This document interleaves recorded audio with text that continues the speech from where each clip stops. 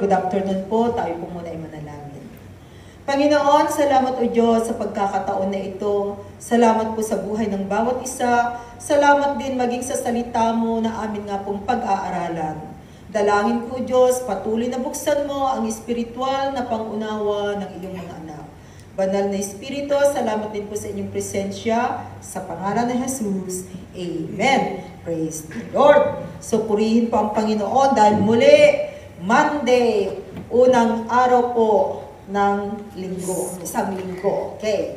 Na kung saan ay patuloy po na tayo ay nagkakatipon-tipon na magpuri sa ating Diyos na buhay. So, sa pagkakataon na ito po, pag nakahanda na po tayo, let's open our Bible, no? Na ang pag-uusapan po natin this afternoon, it is about enjoying the protection, provision, and promise of God. Praise the Lord. Dahil tunay po na ang naglilingkod sa Diyos, ini-enjoy po yun pong protection, yung provision, yung promise ng Panginoon. At kung titingnan po natin sa kanyang salita, napakarami. Pero sa hapon na ito po, no, titingnan lamang po natin some of the protection, some of the provision, and some of the promise of God. Okay. So, dumako po muna tayo doon sa the protection of God. No, the protection of God. Pag tayo po ay isang mananampalataya, nandyan po yung pong protection ng Panginoon na patuloy na iginagawad po niya, ibinibigay po niya sa bawat isa sa atin. So the protection of God, number one po natin is that the child of God does not have fear. Yan. No. Tunay na kung ikaw ay anak ng Diyos, wala po tayong dapat ikatakutan sa mundong ito. Kahit na sabi nila, ang gulo-gulo daw ng mundo, magulo ang mundo, magulo ang buhay. Pero alam po ninyo, kahit na anuman po yung nangyayari, pag alam natin na tayo po ay may Kristo sa buhay, alam natin na merong magpro-protect sa atin at hindi po tayo matatakot. Sabi doon sa 1 Peter 3 verses 13 to 14, who is going to harm you if you are eager to do good? No. Kaya alam po natin na hindi po talaga nasasayang. Pag ang ginagawa natin ay mabuti at ang pinipili natin sa buhay natin ay palaging paggawa ng mabuti. Kasi sabi diyan, no. And then sa verse 14, sabi niya, but even if you should suffer for what is right, you are blessed. Oh, kaya pala kahit na may suffering, but you are suffering kasi nga nang dahil sa iyong pananampalataya sa Panginoon, na persecute ka. No. Pero sabi diyan, do not fear what they fear, do not be frightened. So ito po ang salita ng Panginoon sa bawat isa sa atin. Huwag tayong mangamba, huwag tayong matakot, dahil alam natin, nakasama natin ang Panginoon. God is able to protect us, God is able to deliver us, anuman po yung sitwasyon na nararanasan po natin sa ating buhay. Kaya patuloy po tayong manalig sa Kanya, patuloy po tayong magtiwala, patuloy po na siya yung ating pupurihin in every day, every time of our life. Kaya purihin po ang kanyang dakilang pangalan. Okay, number 2.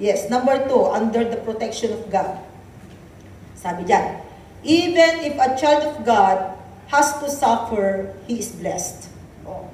So, tunay, kahit na marami po tayong mga nararanasan sa mundong ito, maraming iba't ibang klase ng suffering. No, we are not exempted actually. Lahat po ng tao, no, nakakaranas po ng suffering in their life.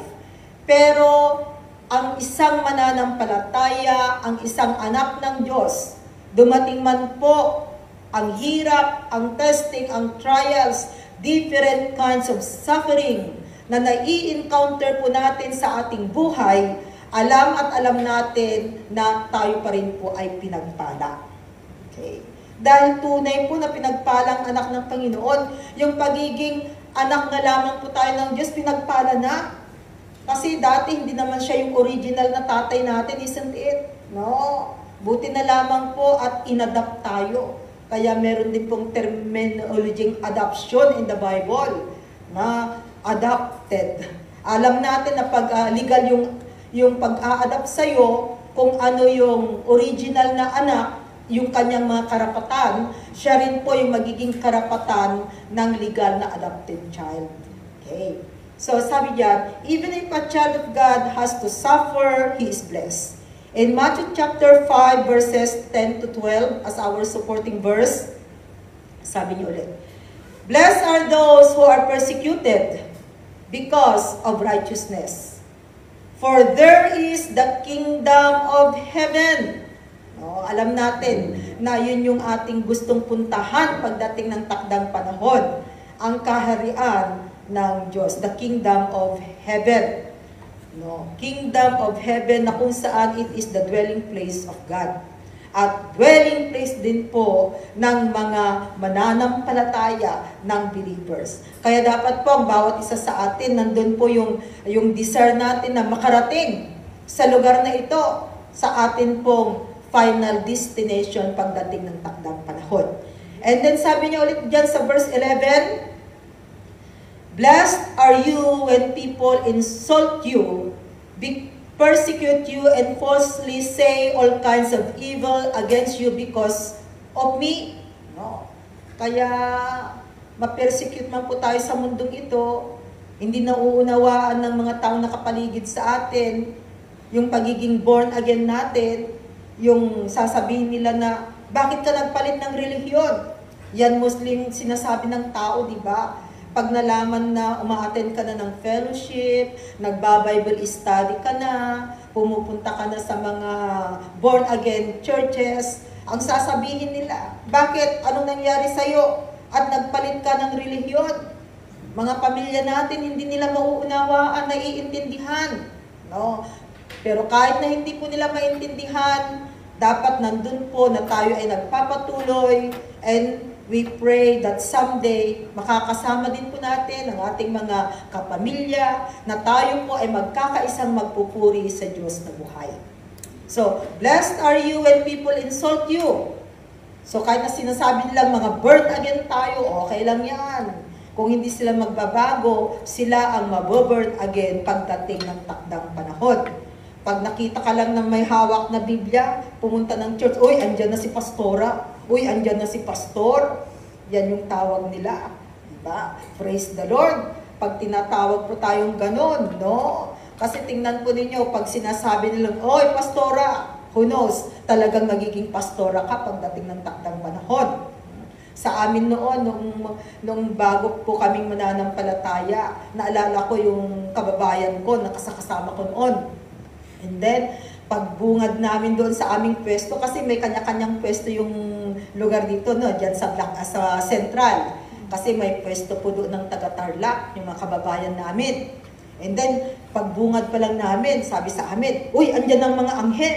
Ay, praise the Lord. Kasi ang tawag nila sa amin ay anghel, angel, di ba? Sabi namin, oh, praise God. Kasi at least maganda yung tawag nila sa atin. No, anghel daw. Praise the Lord.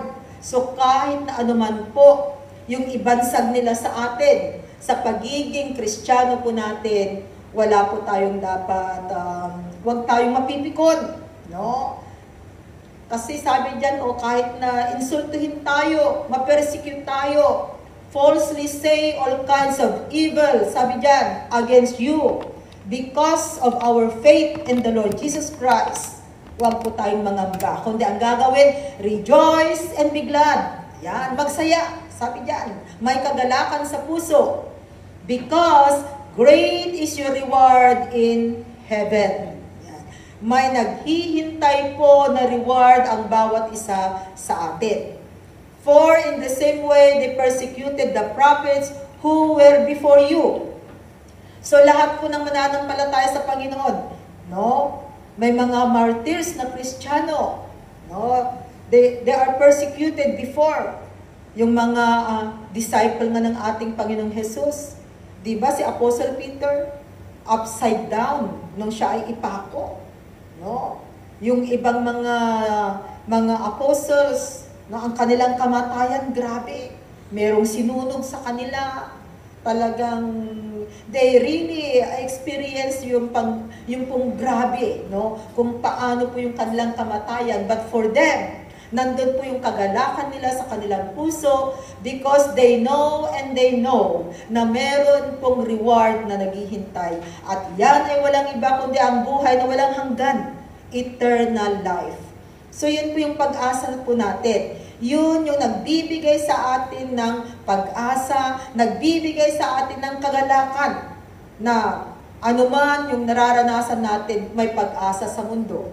Dahil temporary lamang po yung buhay sa mundo. Yung nangyayari sa atin, just only temporary. No? Maranasan man natin ang hirap sa mundong ito, ang mga suffering sa mundong ito, wala pong problema. Dahil alam at alam natin ang importante, alam po natin kung saan po tayo patutungo pag nawala ang buhay sa mundong ito, kung makakasama nga ba natin ang Diyos na lumalang sa atin o hindi. Kaya yun yung pagsumikapan po ng bawat isa sa atin, na maging tapat po tayo sa ating paglilingkod sa Kanya, dahil tunay, hindi nasasayang ang paglilingkod ng bawat isa. Okay. Ano pa? Sabi diyan sa number 3 natin. Jesus gives assurance of the Father's watchful protection. Merong assurance, no? Na talagang yun pong protection ng Panginoon na ibibigay niya sa mga mananampalataya. For you and for me.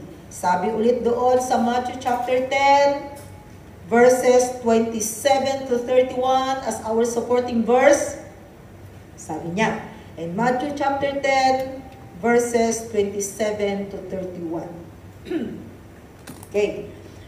Sabi po ng ating Panginoon, no, dahil andyan talaga yung assurance. Pag sinabi assurance, nandyan na talagang totoo, no, na ibibigay niya ang protection.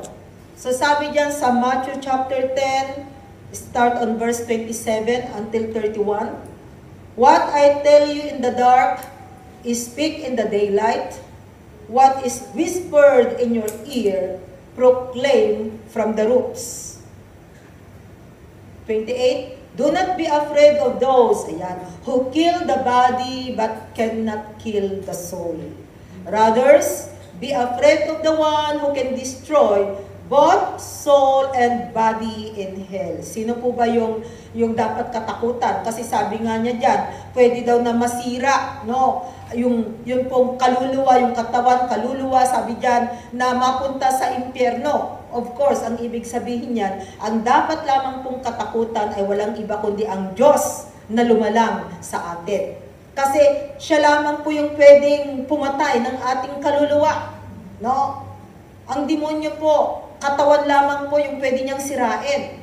But we believe that there will be a glorified body someday. Hindi po niya kayang patayin or sirain, nakawin ang ating kaluluwa pag tayo po ay mananampalataya, tapat na nananalig sa Panginoon. And then sabi niya diyan sa verse 29, Are not 2 sparrows sold for a penny? Yet no one of them will fall to the ground apart from the will of your Father. Verse 30, And even the very hairs of your head are all numbered. Imagine that. Sa dinami-dami ng tao sa mundong ito, no? Alam ng Diyos ang bilang ng buhok natin. Tayo hindi natin alam kung ilan ang bilang ng buhok natin. Yun nga lamang na nalalaglag na buhok, di ba? Hindi mo siya kayang bilangin. No? Kasi pag tingin mo lang, basta marami. Yan. Marami. Pero tingnan po ninyo, kahit na everyday may mga nalalagas na buhok, hanggang ngayon may buhok pa rin, no? Unless talaga na, ayun nga, pag may mga medicine talaga na nakakalbo ang isang tao, pero makikita natin na bumabalik din sa dati. So, maging ang bilang ng ating mga buhok, sabi diyan, are all numbered. Kaya pala may makapal na buhok, merong manipis na buhok, even yung texture ng buhok, iba-iba. Diba? May kulot, meron talaga yung manipis na manipis. Pero meron naman yung very strong, yung buhok, di ba? And then in verse 31 ba yun? Okay. So don't be afraid. You are worth more than many sparrows. Kaya kapatid, ito po yung assurance na alam natin na tayo po ay hindi pinababayaan ng Panginoon. Na ang bawat isa po sa atin ay mahalaga sa mata ng Panginoon. Sabi nga niya, you are the apple of my eyes. Diba? Oh. Pag apple of my eyes, ibig sabihin ay talagang kahit na hindi ka maganda, nagagandahan ang Diyos sa iyo. No. Ang maganda is that as long as na yung puso po natin ay tama. No, yung puso po natin ay talagang nakakalugod sa Panginoon. Because remember, God is looking through our heart. Hindi po yung personal o na itsura ng isang tao. Diba? Nung pinili nga niya si David. No? Sa mga anak ni Jesse, lahat na. Ayan, pinatingin kay Apostle, I think kay Propeta Samuel. No? Pero sabi ng Panginoon sa kanya, wag sa kaanyuan, no, kundi sa puso. Yun yung qualification po ni David kung bakit siya ay pinili ng Panginoon. At kahit na si David, dumating siya doon sa puntos na siya ay nagkasala sa Diyos. Gumawa siya ng kasalanan na talagang sa mata ng tao. Grabe ang kasalanan na yun. Parang hindi natin kayang patawarin. Yung pagiging adulterer and at the same time, you are the mastermind ng pagiging murderer kasi nga namatay yung asawa ni Bathsheba during that time. But in spite of that, yung attitude po ni David having that humble heart and repentant heart, nandun na nakuha pa rin po niya yun pong tiwala ng Panginoon. At ang sabi pa ni Lord sa kanya, no, ang evaluation pa ng Panginoon kay David, he is a man after God's own heart. Kung sa tao yun, hindi natin pwedeng sabihin, oh, bakit siya magiging kalugod-lugod yan? No? Kung magbibigay sana ng reward, bakit magiging first honor yan? Hindi dapat. Gumawa yan ng hindi tama. No? Pero ang Panginoon, makikita po natin dito na as long as na nandun po yung pagpapakumbaba, andun po yung pagkakaroon po natin ng repentant heart, no? Ang Diyos po ay malaya po niya tayong mapapatawad at mabibigyan ng pagkakataon. So ganyan ang Diyos na pinaglilingkuran natin. At alam po natin na hindi po tayo mapapahamak kung mananatili po si Kristo sa buhay po ng bawat isa sa atin. May experience po natin yung protection ng Panginoon. Actually, sa kanyang salita, napakarami po niyang sinasabi with regards to the protection of the Lord. Oh, kaya mahalaga din po na ikaw at ako magbasa sa kanyang salita. The more na makikita po natin na napakarami pong mga supporting verses, mga verses na sinasabi ni Lord kung paano po yung protection na ibinibigay niya sa buhay ng bawat isa sa atin. Okay? And now, let's go to the provision of God. No? Enjoying the provision of God. Yun namang pag-provide po ng Panginoon sa atin. Bilang isang anak ng Diyos, no? The child of God receive water unto eternal life. Yan. Okay.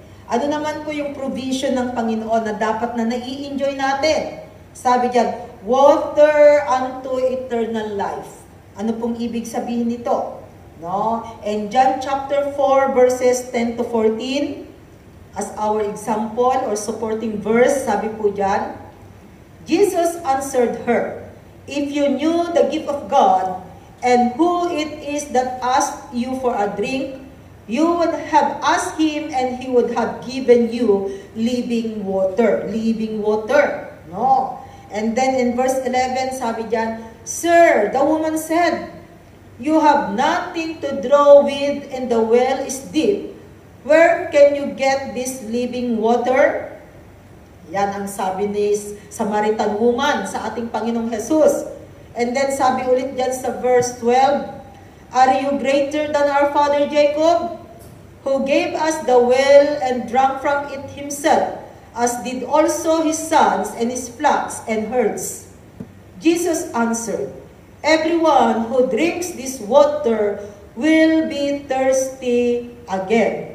But in verse 14, sabi niya, but whoever drinks the water I give him will never thirst. Indeed, the water I give him will become in him a spring of water welling up to eternal life. Yan ang sagot ng ating Panginoong Jesus. Isang buhay na tubig. Nang ibig niyang sabihin yung sarili niya, that He is the living water. No? Na pag ito po ay ininom, di ba literally, pag iinom ka ng tubig, hindi ka na mauuhaw. So spiritually speaking po, sabi ng ating Panginoon, pag tinanggap mo, ininom mo ang living water na ito, no? Sabi diyan, hindi ka na mauuhaw, kundi magkakaroon ka ngayon ng buhay na walang hanggan. So dito makikita po natin that tunay, the provision of God, not only in natural provision, na talagang nag-provide siya, even in spiritual provision. Nandyan po yung living water na ibinigay ng Panginoon para sa iyo at para sa akin. Itong Samaritan woman na ito, hindi niya lubusang nauunawaan. Pero kahit na literal, yung pangunawa ng Samaritan woman na ito sa living water, gusto niyang matanggap, isn't it? No? Gusto niyang tanggapin. No? Kasi yung word lamang po ng ating Panginoon, na pag ininom mo ang tubig na ito, hindi ka na mauuhaw. So, gustong tanggapin ng Samaritan woman na ito. Kung tutuusin nga, no? Literal pa yung kanyang pangunawa, pero gusto niya. Which is, how much more in spiritual. Kaya, tunay mga kapatid, wala pong magagawa ang tao pag walang Jesus na nagahari sa kanyang buhay. We need Jesus. We need our shepherd. No? Kasi, pag wala si Jesus sa buhay, hindi natin alam kung saan tayo patutungo. We are like sheep going astray. O kahapon, yun yung topic natin sa umaga, yung mga nakinig ng Sunday morning preaching. No? The sheep and the goats. Bakit tinatawag na mga sheep, tayo mga mananampalataya? No? Ang napakaganda po dito is that, no? Ang isang sheep pala, kailangan niya ang protection. At tanging ang shepherd lamang po yung pwedeng mag-protect sa kanya. Kasi hindi niya pwedeng i-defend yung sarili niya. One of the characteristic of sheep, he is defenseless. At sumusunod siya doon sa boses lamang ng kanyang shepherd. Yun yung kanyang sinusunod. Kaya ang mga sheep, pag nandyan na, ala sige, sumusunod-sunod sila.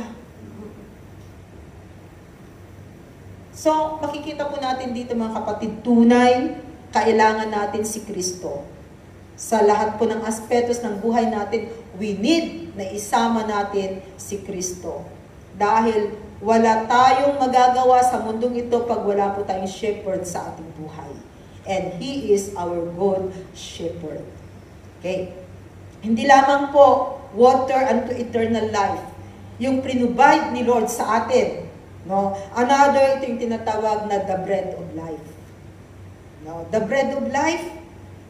In John chapter 6 verse 51, sabi po doon sa John 6 verse 51, I am the living bread that came down from heaven. If anyone eats of this bread, he will live forever. This bread is my flesh, which I will give for the life of the world. O, yan na naman, pag hindi mo talaga maintindihan. Ano, kakainin mo yung flesh? O, naku, kumakain pala ng karne ng tao ang mga Kristiyano. Yan, pag hindi mo yan talaga naiintindihan. Literal na ganyan yung kanilang sasabihin. If you remember the story of the Israelites in the desert, di ba? During that time, di ba, God provided them manna from heaven, no? 40 years na ang mga Israelites na ito, no, ang ginagawa lamang po nila sa umaga, nagagather sila ng mana, umuulan, no, ng mana sa mga Israelites na ito. Within 40 years. Pero nung sila na po ay nakarating sa Promised Land, nung nandyan na po yung kanilang ani, huminto na po yung mana. Which is nagpapatunay lamang na si Lord talagang pwede po niyang i-provide ang pangangailangan po ng bawat isa sa atin. God knows kung ano po yung pangangailangan natin. Kung noon nga, imagine that 40 years.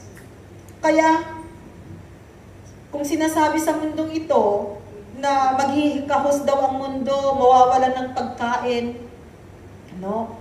Di ba? Yun yung sinasabi nila. Pero ang mga mananampalataya, wala po tayong dapat ipangamba. Kasi pwedeng magpaulan si Lord ng tinapay para may makain ang kanyang mga anak. Pwedeng pamungahin niya ang isang puno na kahit na walang bunga. Dahil naniniwala tayo na walang imposible sa Panginoon. Na kung tutuusin mga kapatid, yung provision ng Panginoon, at saka ang napakaganda pa, kahit na noong hindi pa po tayo lubusang naniniwala sa Kanya, sinusustain po niya tayo. Kahit na noong nasa Pilipinas tayo isang it, noong mga bata tayo, no? Kahit ang ulam lang natin noon, di ba? Yung asukal, yung tagapulot ba? Bukarilyo, yan, ang mga usong-usong ulam, no? Pero ang mga bata ngayon, ikwento mo, anong sasabihin sa'yo? Hindi sila maniniwala. Kasi ngayon, may sausage, may itlog, yan, may spaghetti, merong fried chicken, yan na ngayon, ang pagkain ng mga bata. Tayo noon, no, maglaga si nanay ng isang itlog, kung 4 kayo, hahatiin sa 4. Di ba? Hindi man lang tayo makakain ng isang itlog. Pero ngayon, 1, 2, 3.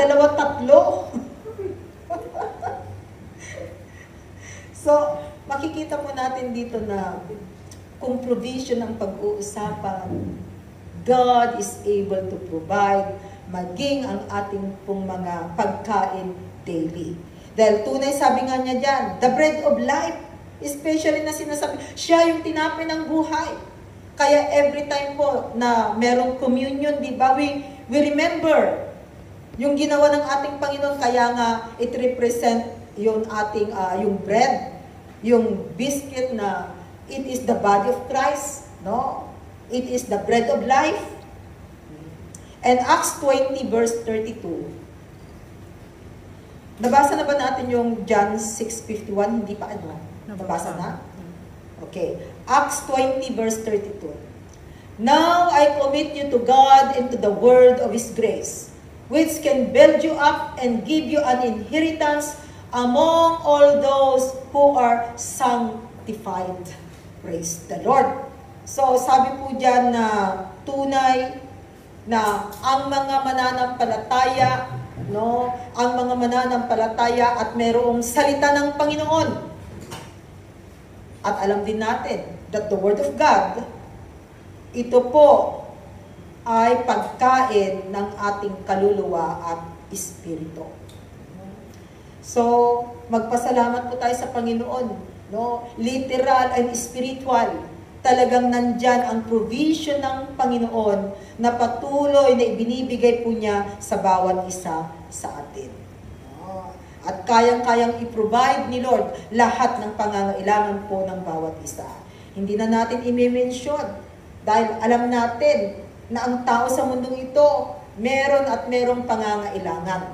Wala pong taong walang pangangailangan. Kaya nga kung meron tayong pangangailangan, anong ginagawa natin? Inilalapit natin sa Panginoon, no? Ipinag-pray natin, humihingi tayo sa Panginoon ng ating mga pangangailangan. Okay. And now, tingnan po naman natin yung the promise of God. Enjoying the promise of God. Ang salita ng Panginoon The Bible is full of the promises of God. Napakarami pong pangako ng Diyos na makikita, mababasa po natin sa kanyang banal na kasulatan. But this time, we pick up only some of the promises of God. Okay, number 1, sabi diyan, gives great and precious promises. Ang Diyos na pinaglilingkuran natin, nagbigay po siya ng maraming mga pangako. Ano ang mga pangako ito? Sabi doon sa 2 Peter. 2 Peter 1 verses 1 to 4. Ayan, sabi diyan. Simon Peter, a servant and apostle of Jesus Christ, to those who through the righteousness of our God and Savior Jesus Christ have received a faith as precious as ours. Grace and peace be yours, and abundance through the knowledge of God and of Jesus our Lord. His divine power has given us everything we need. Everything. Pag sinabing everything, so ibig sabihin, lahat ng pangangailangan natin. Everything we need for life and godliness through our knowledge of Him who called us by His own glory and goodness. And verse 4 sabi niya, through this, He has given us His very great and precious promises. So marami pong mga pangako ang Diyos para sa iyo at para sa akin, mga kapatid. So that through them, you may participate. Ayan, kasali po tayo in the divine nature and escape the corruption in the world caused by evil desires. Paano tayo mai-escape? Pag dumating ang rapture ngayon, ayan, siguraduhin mong kasama ka doon sa mararapture para hindi na po natin maranasan ang tinatawag na tribulation sa mundong ito. Kaya kung atin pong titingnan, mga kapatid, napakarami pong pangako ng Panginoon sa bawat isa sa atin, na ang mga pangakong ito ay tunay na ibibigay niya. Kasi ang Diyos, pag nangako, tinutupad niya. Hindi po katulad ng tao, dahil ang pangako ng tao ay napapako. Maraming pangako ang tao napapako. Pero ang Diyos, 100% po na makikita po natin na sinusunod, tinutupad ni Lord ang kanyang mga pangako. Kaya kung magbabasa po tayo ng kanyang banal na salita, napakarami pong promises of God na ibinibigay niya, na sinasabi niya sa kanyang salita. So dapat ang gagawin po natin mga mananampalataya, nandun po na yun bang tinatanggap o inaabot na lang natin, no? Nandun na open-handed na talagang sinasalo natin ang pagpapala na ibibigay ng Panginoon. Sasaluhin natin ang mga blessing na ibibigay ng Panginoon. Okay. So, makikita po natin dito na those promises are sure. Yan. Those promises are sure. Sigurado po ang mga pangako ng Panginoon. 2 Peter 3:9. Okay? Sure na sure po, sabi dyan, ang mga pangako ni Lord. The Lord is not slow in keeping His promise, as some understand slowness. He is patient with you, not wanting anyone to perish, but everyone to come to repentance. Buti na lamang po at makikita po natin dito, no? Kaya wag nating sasabihin na, si Lord, noon pa na naririnig ko yung tinatawag nilang rapture, naka-isang dekada na akong believer, hanggang ngayon wala pang rapture. No? Alam po ninyo, darating din, may panahon ang bawat isa. Darating yung perfect time na mangyayari po ito, dahil sure po ito, because this is the word of God, na sa pagdating po ng Panginoon, talagang tutuparin niya. Kaya darating at darating ang Panginoon. Kasi sabi diyan, the Lord is not slow in keeping His promise. No? Magpasalamat na tayo dahil nabigyan tayo ng pagkakataon. Kung dumating si Lord noong 1980, di lahat tayo, hindi tayo naligtas, di ba? Lalo na pag during that time, ay medyo may edad ka na, may isip ka na, you are already at the age of 12 years above. Noong 1980, ibig sabihin, ay, you are no longer exempted because we believe that children belongs to God. So siguro yung mga 12 years below, yan, sabihin natin, nandun sila sa stage na they still considered children. Pero pag above 12 years old na, kaya pag nagbabaptize, di ba, at least yung 12 years old ang binabaptize. Kasi pag 12 na medyo alam na nila, no? Alam na nila.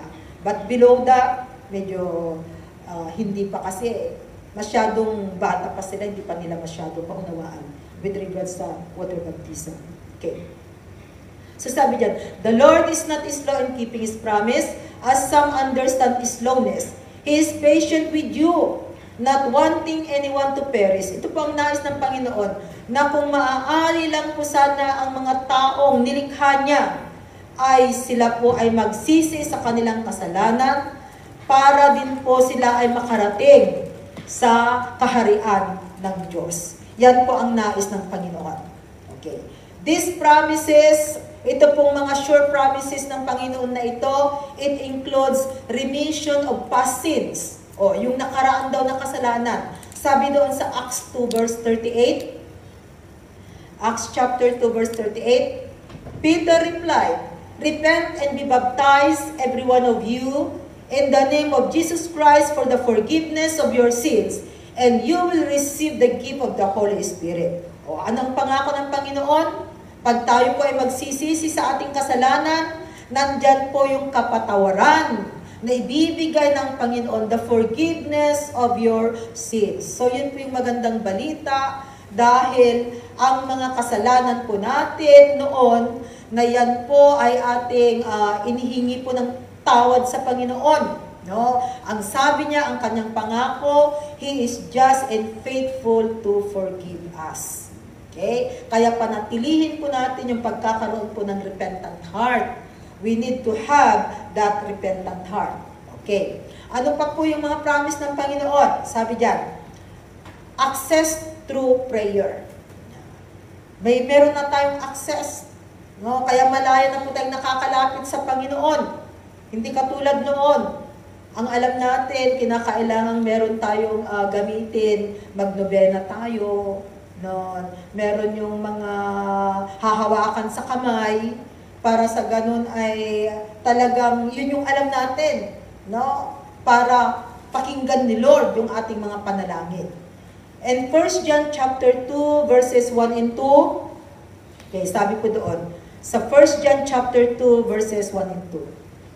My dear children, I write this to you so that you will not sin. But if anybody does sin, we have one who speaks to the Father and our defense, Jesus Christ, the righteous one. Sa other version, meron daw po tayong intercessor, and that is the Lord Jesus Christ. Okay? Verse 2, sabi niya, He is the atoning sacrifice for our sins, and not only for ours, but also for the sins of the whole world. Atoning sacrifices. Atonement. The word atonement, na ibig sabihin, remission of sin. Offering. No? Sin offering. So, inialay po ng ating Panginoong Jesus yung kanyang buhay. No? Para sa'yo, para sa akin, may purpose, may reason. Mapatawad sa kasalanan, hindi lamang po yan. Sabi diyan, para malaya po tayo, we can go direct to Him through our prayer. Kaya nga po, di ba, noong si Jesus po ay nabuhay na muli, no? Yun pong kortina sa Holy of Holies, it was broken. Na nagpapatunay lamang na ang mga tao hindi na kailangan ng high priest. No? Dahil yung high priest lamang po yung pwedeng pumasok sa Holy of Holies. No? Pag may Jesus, we can go directly to Him. We have now that access dahil meron na po tayong relasyon sa Panginoon. Hindi lamang po yan. No? Ano pa ang kanyang mga promise? There is eternal life. Titus 1 verses 1 to 2. Okay, buhay na walang hanggan.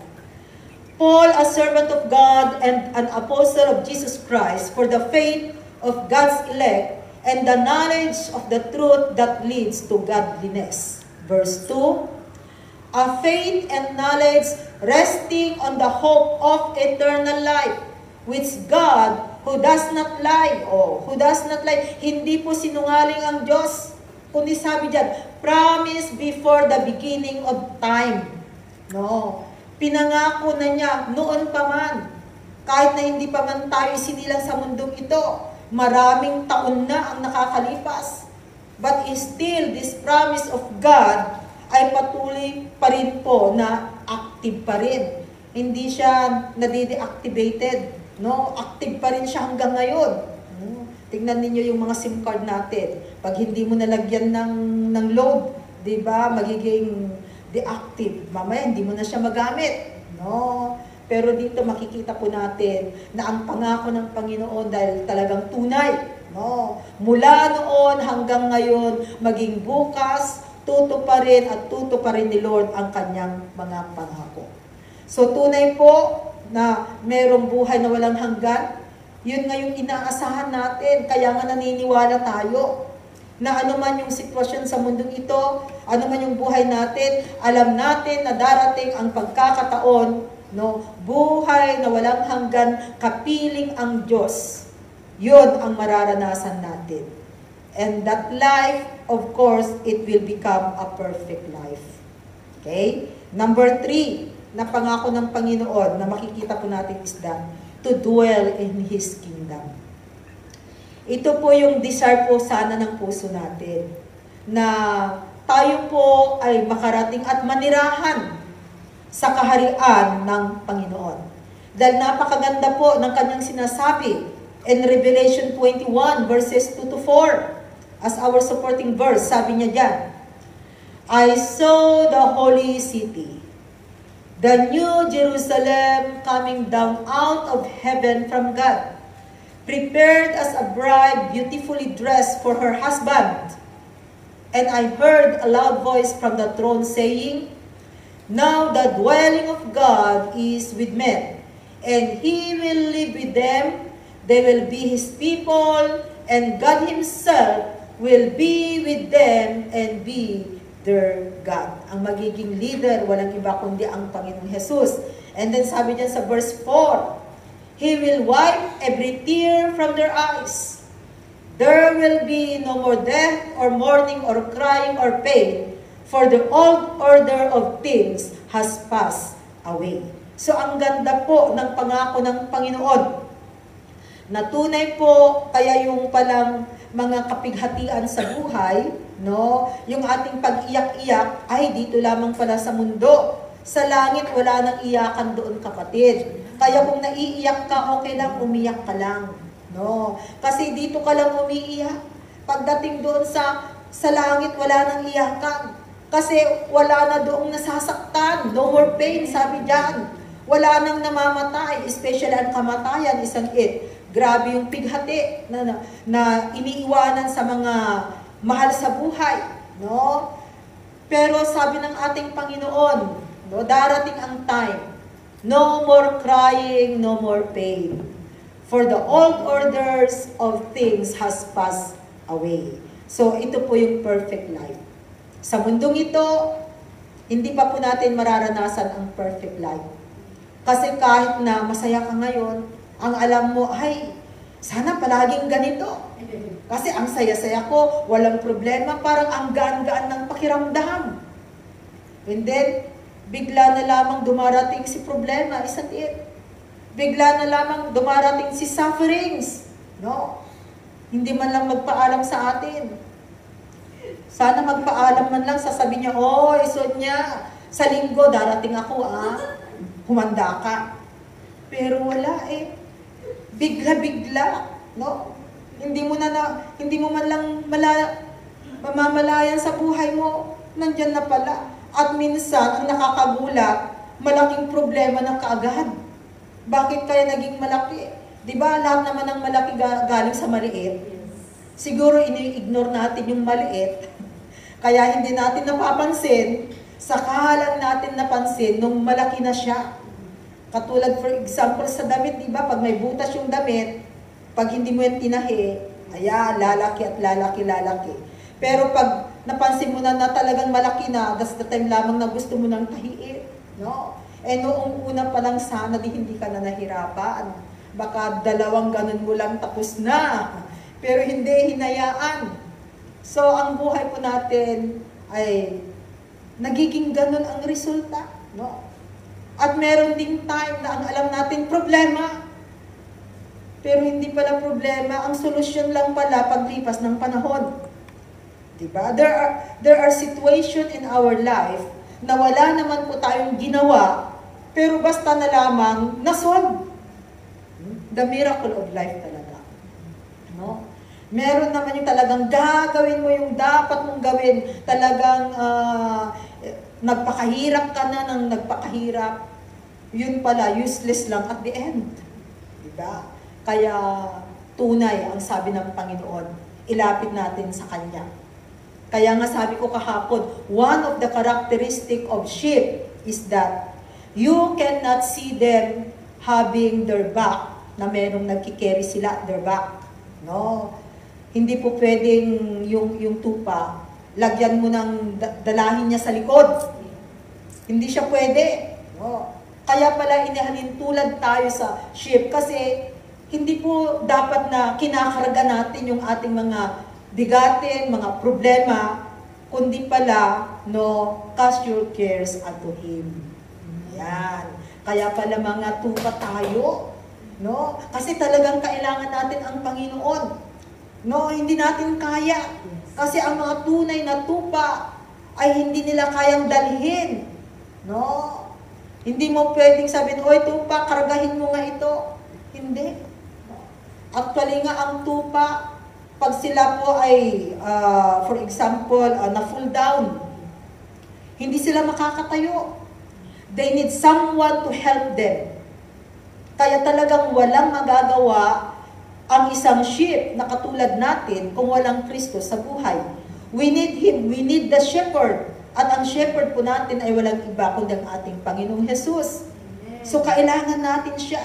Siya yung aagapay sa atin, siya yung tutulong upang muli tayo po ay makakabangon. And then, ayan na naman, sige na naman.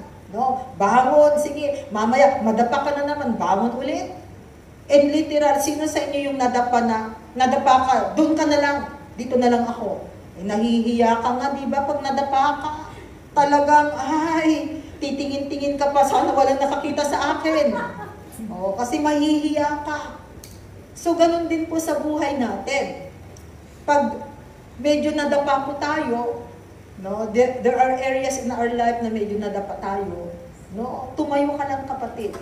At gagabayan ka, tutulungan ka ng ating Panginoon. Kaya ganyan po yung kanyang ginagawa. So, the best that we can do is to enjoy. Sige lang, kapatid, enjoyin lang po natin. Enjoy the protection, the provision, and the promises of God. Napakarami pa po na makikita po natin sa kanyang banal na salita. Maraming provision, maraming pangako ang Panginoon. No. Pero this time, yun lamang po yung ating mga pinag-aralan. So sabi natin, the protection of God, the child of God does not have fear. Okay, wag po tayong matakot. Pag tayo po ay anak ng Panginoon, dahil nandyan yung protection ng Panginoon, hindi kanya pababayaan, kapatid. Even if a child of God has to suffer, he is blessed. So kahit na mayroong suffering, still pa rin po na pinagpala pa rin po tayo. And then sabi dyan, Jesus gives assurance of the Father's watchful protection. Talagang there is assurance ng nandun po yung protection ng Panginoon na ibinibigay niya po para sa iyo at para sa akin. Noon nga, nung hindi nga po tayo nananampalataya sa Panginoon, nandun na yung kanyang kamay na kumikilos. Nandun na, nakita natin noon, yung kanyang protection.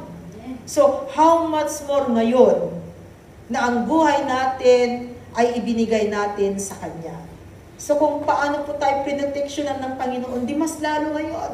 No? Mas lalo ngayon. At alam natin na hindi niya tayo pababayaan, that He will never leave us nor forsake us, na siya po ay nananahan sa puso natin. No?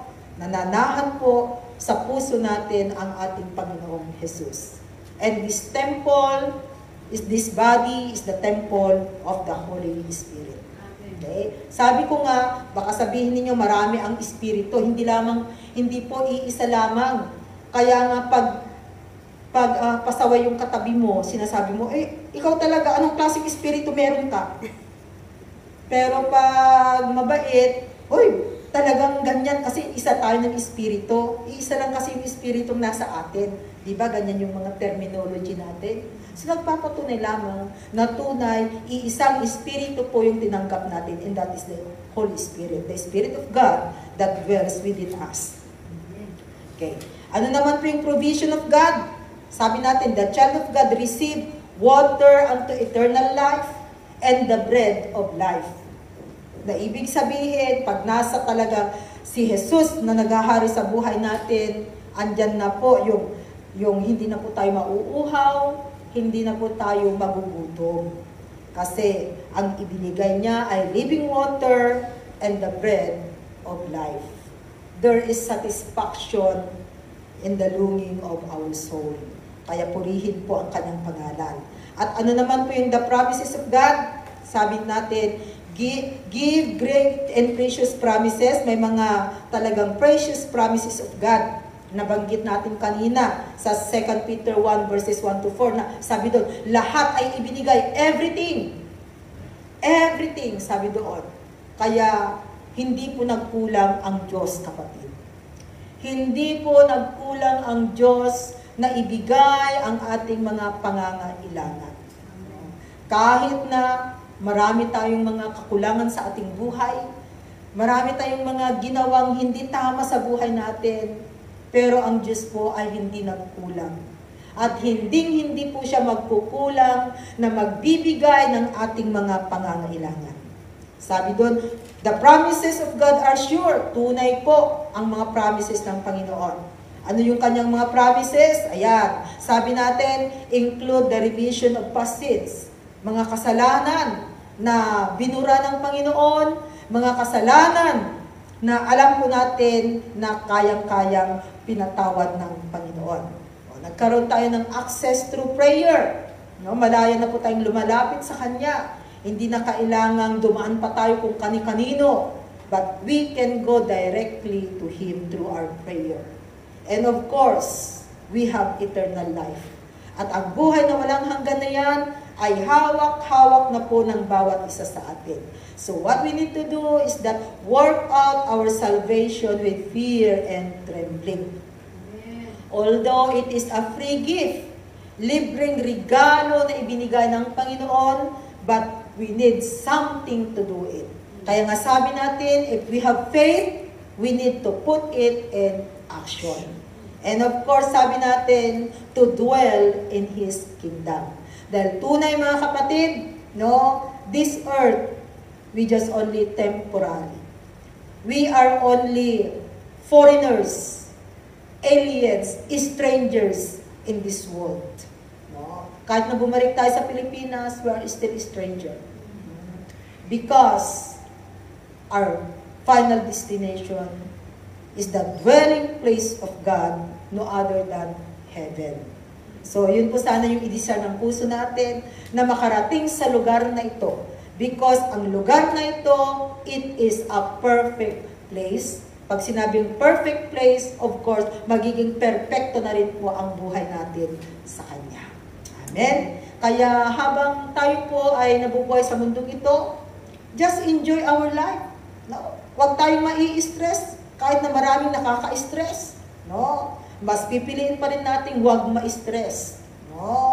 Basta nandun po na palaging isama natin si Jesus sa buhay natin. Hayaan natin na siya ang mag-control, siya yung maging driver ng buhay natin.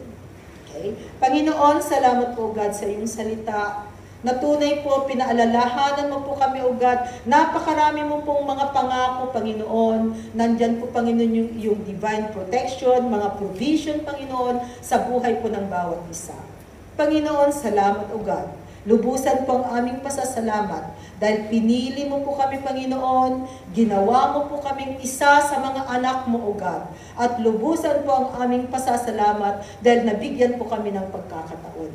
Kaya dalangin po namin, O Diyos, patuloy na hawakan mo ang aming mga buhay. Huwag mo po kaming pababayaan, Panginoon. Maraming salamat at ibinabalik ko po sa iyo ang mataas na papuri sa pangalan ng Jesus. Amen.